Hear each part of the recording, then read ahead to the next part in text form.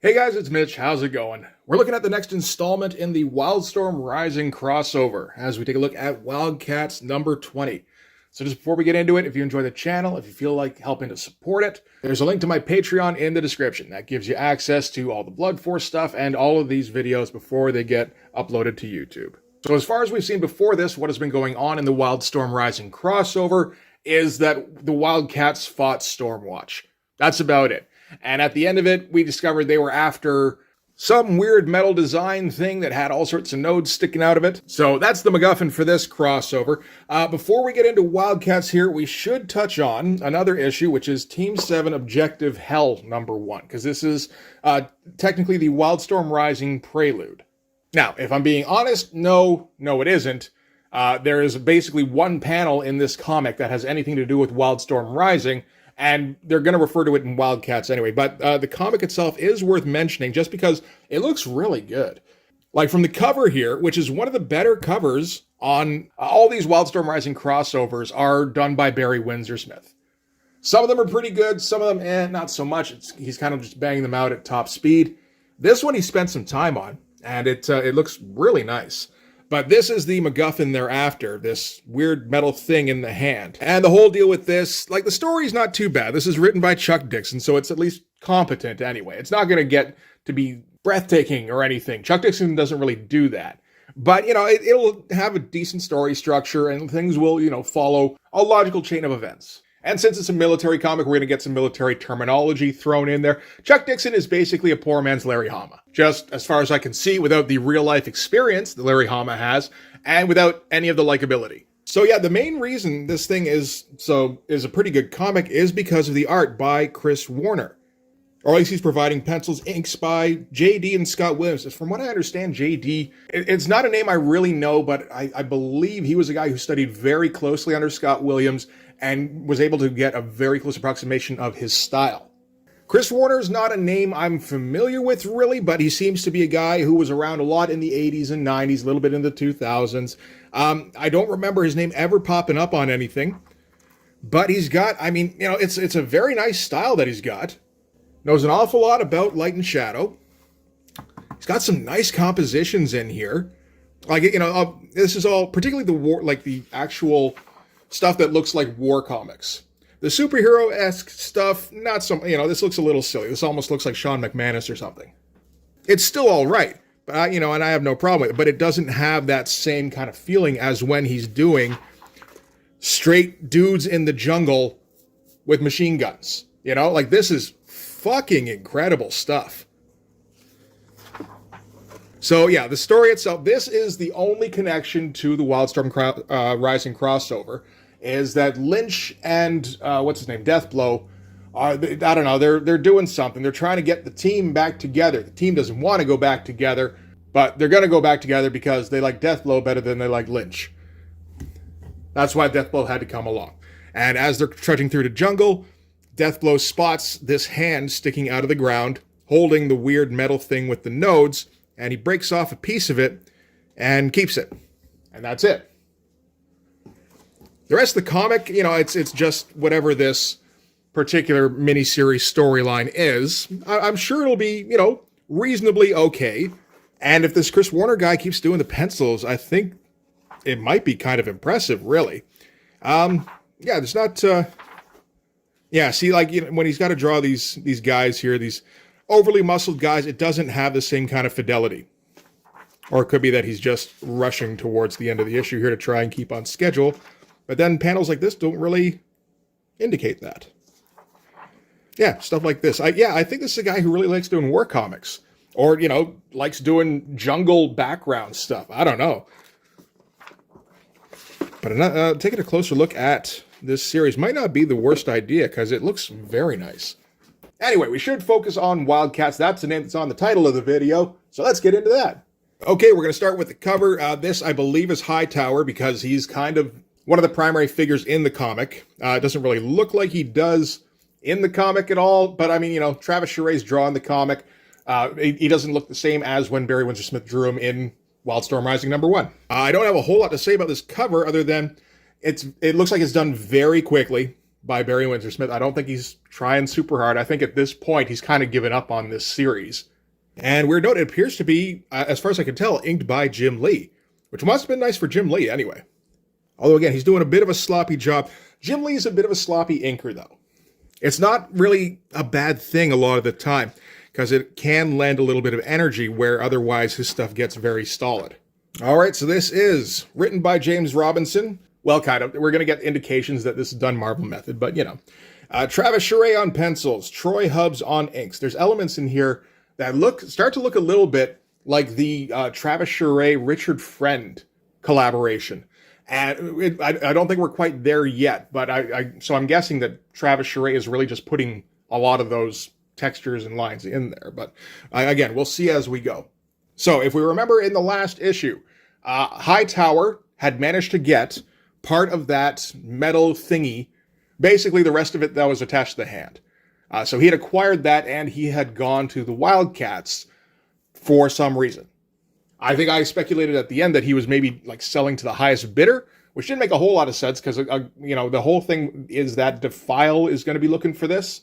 And you would think that Defile would probably have access to more funds. Well, maybe, you know, Jacob Marlowe's supposed to be rich, theoretically. They don't really touch on that, though, so it's not even something that's worth talking about. Anyway, at the sight of Hightower coming into Halo, which is the Wildcats HQ, the Wildcats, of course, are going to attack. So Hightower has to defend himself. And he's trying to get them to listen. Wildcats are not interested. And it's always a bit of a crapshoot on Wildcats issues about who's going to draw these things, because Travis Charest is the nominal penciler, but Travis Charest also cannot get a comic done on a monthly schedule to save his life, which is not a bad thing. I have no problem with it, because it means Travis Charest is spending extra time on the comic, making sure it looks awesome. And there aren't a whole lot of people who can make a comic look awesome in 1995 like Travis Charest. Stephen Platt's one of them. Stephen Platt also, another guy who can't stay on a monthly schedule. You don't want these guys on monthly schedules. All you do is water down how good their art is.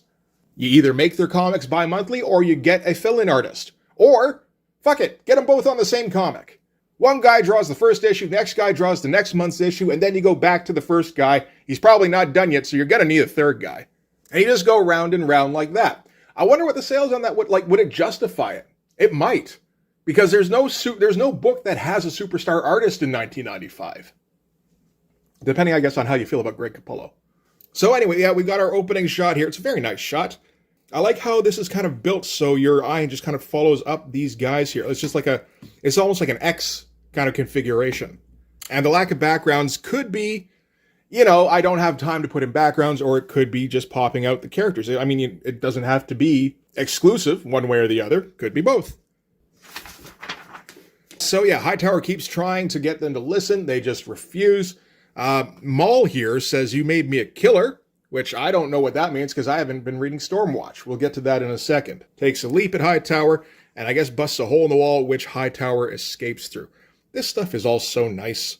Like, look at this with the panel border being, you know, the outer edge of Hightower here. That's pretty great.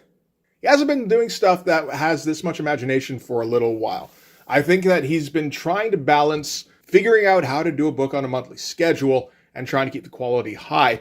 And now he's starting to realize, okay, I just can't do that. So fuck it. I'm just going to try and make it look good. So he's going to spend a little bit of extra time, coming up with interesting things like this to put on the page. And I appreciate it. Wildcats are going to have to go looking for him. They're all still pretty beat up from the fight in Wildstorm Rising #1, where they got, they were in a battle with Stormwatch. Again, we don't know why, because we weren't reading Stormwatch at the time. So they're going to, go searching through Halo for Hightower. We get, I think this is a pretty iconic shot of Marlowe. I feel like I've seen this at least in marketing. And while they're looking around, Marlowe and Voodoo, hey, I got the name right. Well, for now anyway, I'm sure I'm going to fuck that up. They stumble across each other and Marlowe almost shoots her. And there's a moment where you think, oh wait, maybe, right, that's right, because Daemonites shapeshift. What if that's Hightower there? And it's like, well, maybe it's not. And then somebody else comes out of the darkness, and that's Spartan. And Voodoo's like, sir, that's Hightower. I can sense his dark aura. He's impersonating Spartan. And Spartan's like, wait, what are you No, you're not Voodoo. That's not Voodoo's speech pattern. Which blows Hightower's cover, but since he's right by Marlowe, he's going to take Marlowe prisoner here. Again, we're not bothering a whole lot with backgrounds. We know that Travis Charest can do them. but he's just focusing on the characters right now. I think he's trying to do them a little bit quickly at least. All right, so here's where we're going to get caught up on why exactly, well, like everything that's been kind of missing from the story so far. So the Wildcats are saying to Hightower, Hightower is like, why would you attack me like that?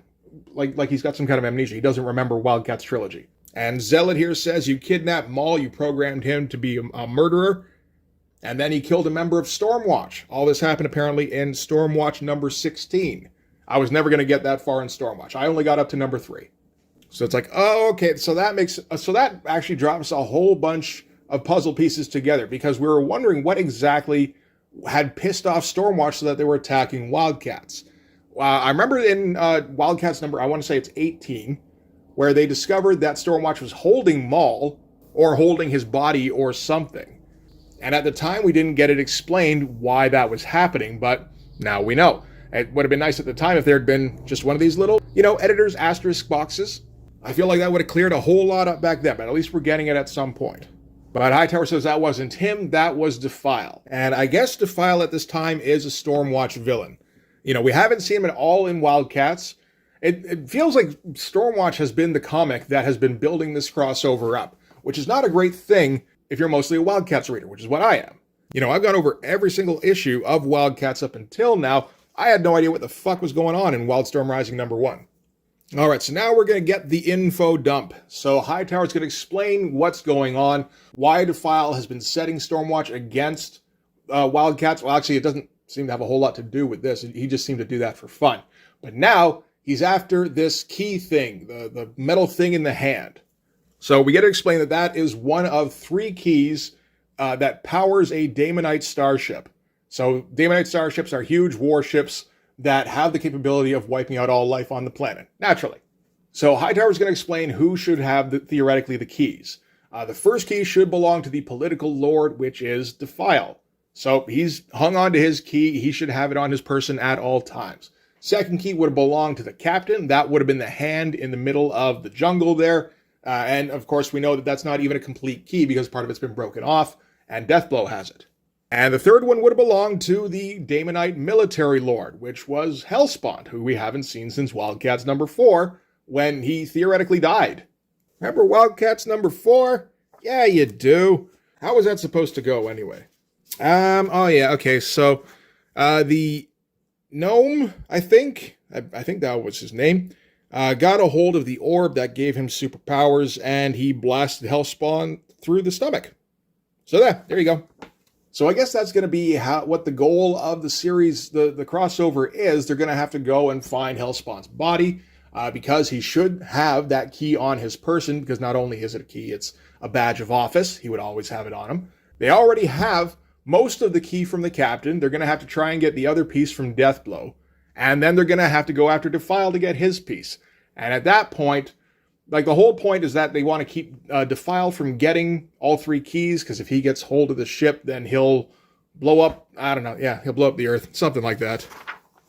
If Hightower gets all 3 keys, he says he just wants to go home. He's going to power up the Daemonite ship, and he's just going to use it to go away. After a couple of photocopied panels of thought, Marlowe decides, okay, you know what, we can help you out on this. It's better to help Hightower than to help Defile, at least.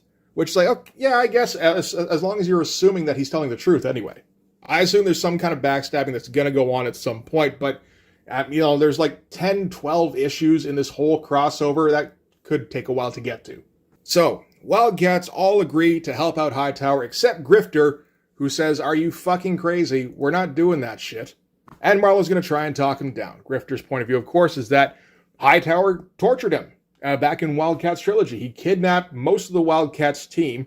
Grifter in particular got it pretty bad, and he killed off Grifter's friend Lonely. Remember Lonely? And Marlowe says, yeah, that sucks, but this is a greater good kind of situation, and I'm going to pull rank. Unless you want to get bounced from the Wildcats, you're going to have to play ball. Yeah, nice shots. This is a tough shot for me to get in perspective right. It feels like it's not 100% there, but pretty close, and the parts that aren't quite right are kind of covered up nicely by Marlowe here, actually. And I like the decision for the very simple back, because we're just like standing on, here's floor. This is what floor looks like inside of Halo. Sure. Very simple, but like nice little design element. So yeah, at the mention of being bounced, Grifter says, let's see how you bounce, shorty. And then he's going to quit the Wildcats. He says, I almost forgot there's no other humans on this fucking team. All of you are some kind of alien something. You know what? I'm done. The hell with all of you. And he's going to storm out. Yeah, just pretty good stuff. Nothing that's, going to blow you away or anything that was kind of at the beginning, I suppose, with all the action stuff there. Yeah, that's definitely the more spectacular pages, but all this stuff always looks very nice. All right, so from here, we're going to get a vertical double page splash. Not something you see in Wildstorm too often, although Travis Charest is one of those guys who likes to push the envelope in terms of design. So I guess it stands to reason he was going to do it every once in a while. I'm still not a fan of them. It's okay, I suppose, here, although it didn't have to be like this. How did we come to this? So we're in the home of, I'm guessing, Savant's assistant. Savant's assistant was kind of manhandled a little bit by Hightower at the end of Wildstorm Rising #1, because that was how he got a hold of the hand holding the thing. Savant has an idea of what's going on with that, like of what the key is, and she figures, as Hightower did, that wherever the hand was found, that's where the ship is, got buried underneath the earth. But when Hightower took off with the hand, it sounds like he also took off with the assistant's journal. So the assistant, has a vague idea of where the hand might have been, but he's not going to remember exactly. Whereas Hightower could follow the directions to it without, worrying about getting lost. So Savant is like, okay, so we're going to need bring in a team on this to help find the ship. So I know who to call. I'll call my sister, Zealot. She's got a team that works with her, and calls her up and is like, oh, they're not answering. They must be doing something. Yeah, they're back on page 1. Always good when you can photocopy page 1 and use it later on. Okay, so since we couldn't get a hold of Zealot, I know another team that's also involved in the Wildstorm Rising crossover, and I'm going to call up Stormwatch. So she gets a hold of Synergy. It's always weird seeing the early versions of Synergy, because the only Stormwatch I'm really familiar with now is the Warren Ellis version from issue 41 on, where Synergy's, she's just kind of a person, and she's in the background, and she does administrative shit. Whereas here you get the impression she's a bit more superhero-y. She's usually wearing some kind of superhero uniform. Whatever the Skywatch uniform of the day is. So the Stormwatch team is still recuperating from the fight with the Wildcats, but Synergy says she can send somebody over to transport Savant and her assistant to a safe house so that they can debrief without worrying about getting attacked. But before whoever Synergy's going to send over arrives, Savant and her assistant get attacked. And this is by Mercs, which I believe is the villains from Stormwatch #1. We don't have whoever the leader guy was at that time, but we've got, I think that's Hellcat. This guy here, the big tough guy, I think he might have been involved. I don't think this one was. None of these people get named in this, by the way, except for Mr. White here. And Mr. White's a shapeshifter that works for Defiled. So Defiled, I guess he found out about the hand holding the thing, found out where that was. It was at the museum that Savant owns, that the assistant was working at. And so now they're going to try and get the location of where the hand was so they can find the ship. Fun, nonsense, everybody busting in kind of panel.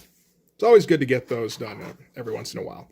All right, in the meantime, Grifter is off in a motel somewhere, getting himself drunk, feeling sorry for himself, and thinking about the situation Wildcats are in, where they're all looking for the thing in the hand. I guess I should just start calling that the key now. They say the word key 3 dozen times in this comic, so I can call it a key, I suppose. And, we're going to get a little bit of a montage here in his drunken stupor, as he's, thinking back on him and Zealot's time together, of course, because he just called her, like an alien and told her to fuck off. And then thinking back to Wildcats trilogy when he got interrogated by Hightower. Okay, so then Grifter's thinking back to the key thing. And okay, I know I've seen that thing before. Where was it? Oh, that's right. Deathblow had it back in Team 7 Objective Hell #1. So now he's going to go find Deathblow. And I guess that'll be for later on in an issue of Deathblow. That seems most likely. Or Grifter. One of those. There's both of those comics. All right, so back to Savant and her assistant the assistant's getting the shit beat out of him by Mr. White here. Savant is like, no, why don't you interrogate me? And it's like, well, because he's a lot more fragile. I'm going to have to think up something special for him. I can just punch in the face. And inking here fair bit sloppier than what it was before. So I'm going to guess this is JD. Some of the lines aren't too bad, but it definitely doesn't have quite the same feel to it as Scott Williams. But yeah, from what I understand, he would get quite a bit closer. And then I believe what happens is the person Savant was going to send over to escort them shows up, which is Majestic. I assume that's the case. I'm not sure exactly what association. Synergy, not Savant. I'm not sure what kind of association she would have with Majestic, but nobody else came over, and there's no other reason for Majestic to show up, so that must be the case. So then Majestic is going to leap into action. See? Leap. And Majestic is essentially Superman, so I don't think the Mercs are any kind of match for him. Get some decent action panels here, but nothing really spectacular. Yeah, this stuff feels a bit like Travis Charest's rushing. Because you know he can do something a lot more interesting than just 3 horizontal panels here. There's nobody popping out from the panel borders. There's no weirdly, stacked panels or anything. Yeah, this is all fairly, boring layouts, really, compared to what we've seen him do. Well, compared to what we've seen him do earlier in this issue. So even with an issue off, because I don't think he drew number 19, yeah, he still couldn't finish a comic on a monthly schedule. Yeah, he's going to need that 3-month kind of gap in between, yeah. And yeah, I mean, we try to set it up like these guys are presenting some kind of threat. Majestic gets shot in the back of the head or neck here. And I think if this was on a page turn, we might wonder if that actually injured him. But we see immediately that, nope, it didn't. And he gets tackled by the big monkey guy here. He gets knocked down again. But in the smoke and the confusion, Mr. White manages to escape. So I guess Majestic's going to go after him, but before he can do that, he gets told to unhand that woman, villain. As fucking Union shows up. So reasonably cool shot. And again, there's those lines that I associate with Travis Charest and Richard Friend. But I imagine Travis Charest is just putting those lines in himself. But it's very nice looking stuff. And yeah, Union just kind of comes across as a big goof. So yeah, that's going to be continued in Union number 4. I will take a look at that to see if there's anything of interest in there. I kind of doubt it though. And then there's some ads for some other Wildstorm books. Team 1 Stormwatch by Stephen T. Siegel. I think that's a real guy. And Tom Rainey. I like Tom Rainey okay. He does have his lapses here and there, for sure. But his stuff looks interesting at least. And then Team 1 Wildcats. I didn't even know this comic happened. Did it happen? By James Robinson, which, doesn't mean anything in terms of quality anymore. I assume James Robinson had come up with some decent stuff, and, I think he probably has. Wildcats isn't it, though. And Rich Johnson, again, I'm not familiar. Mark Farmer on inks, though. That's not bad. Here's the ad for Wildstorm Rising, number whatever, in Wetworks, also by Stephen Siegel. And, with a pretty sloppy cover by Barry Windsor-Smith. Yes, that does not have anything on his Team 7 Objective Hell number 1 cover. That's just not in the same ballpark. I mean, admittedly, neither is the cover to this comic either. And then we're going to get pinup by Matt Broom and JD. And it's okay, well, we get pinups in Wildcats all the time. That's not too bad as far as the pinups go. It's a little bit unclear what's happening, really, but that's pretty good. The only thing of note here is that Matt Broom is going to be drawing Wildcats in about, 13, 14 issues, something like that. Union number 5 looks like, okay, so by Mike Heisler. He's still writing that thing, eh? And hot new penciler Pop Mon, who I think had a pinup in Team 7 Objective Hell number 1. I appear to be wrong. I'm pretty sure I saw a pinup in something, though. And Wildstorm Rising rises in the west. Meet Wildstorm artists Will Sportasio and Ryan Benjamin. Look at the little Ryan Benjamin. Back when he had hair. Oh, that's so adorable. He was drawing a lot of shit for Wildstorm at the time. If he's drawing Union, I think he's drawing Grifter as well. There might be 1 or 2 other books in there. So anyway, that is going to do it for Wildcats number 20. There was some story stuff in there. And it looked nice. It's shit. We haven't seen that for a while, I feel like. Usually we get one or the other. So I'm going to take a look through the other Wildstorm Rising books to see if there's anything of note. There's a couple there that I think might be worth looking at. Well, Wetworks number 8 is one of them.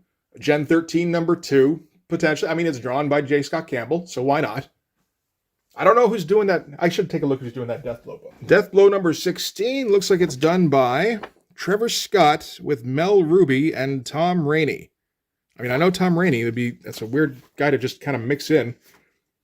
I was kind of half hoping that it would still be Tim Sale, but I guess that was a bit too much to hope for. Oh, yeah, looking at this, yeah, there's not going to be a whole lot. Like, look, this is the montage of Deathblow shooting things. No, I don't think we're going to... Oh, no. That's not out. No. All right. So we'll just be looking for story elements in Deathblow number 16. Good to know. So yeah, I'll take a look at all those comics, see if I can, cobble together enough for a video next time. I'm sure I can find a way to talk for 25 minutes. I've done it a few times. But for this one anyway, that's going to do it. Thanks very much for watching. If you like this video, please hit like, hit subscribe, hit the notifications so you know when the next one's coming out. Go over and subscribe on my Patreon. Link is in the description. Gives you early access to everything I do, from the Blood Force stuff to the YouTube videos before they get uploaded to YouTube, as well as, a couple of Patreon exclusive things. You can follow me on Instagram and DM me there for commissions. Commissions are open. And you can also join the Blood Force Discord server. But yeah, that's going to do it. Thanks again for watching, guys. I'll see you in the next one. Bye-bye.